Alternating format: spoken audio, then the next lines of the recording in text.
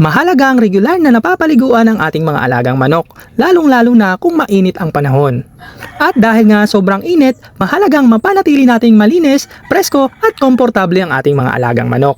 Regular na pagpapaligo ay malaking bagay para makatulong sa pagpapanatili ng magandang kondisyon ng ating mga alaga. Hindi lang ito para maging malinis at makintabang balahibo, nakakatulong din itong mabawasan ng dumi at external parasites na maaaring makairita sa kanilang katawan. Ang gamit ko at subok na magaling talaga, Zero Mite Shampoo ng Tatak Excellence. Maghalo lang ng isang sachet ng Zero Mite Shampoo sa 2 galon na tubig at haluin ng mabuti. Pagkatapos, ibabad na ang mga manok na gusto mong paliguan. Hindi na kailangan banlawan, hayaan lamang matuyo sa hangin ang balahibo at balat. Kung matindi ang infestation, nakalagay sa label na maaaring doblehin ang dosage. Ang isang timplang solution ay maaaring gamitin hanggang 12 manok.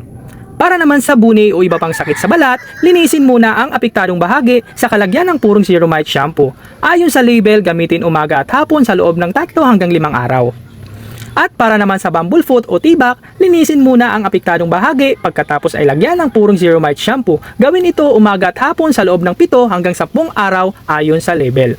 Kaya mga paragmanok, huwag nating pabayaan ang kalinisan ng ating mga alaga. Regular na paligo at tamang paggamit ng produkto para mas mapanatili nating malinis at nasa magandang kondisyon ang ating mga manok. Zero Mite Shampoo, kalinisan at proteksyon para sa ating mga alaga. So yun lang, God bless!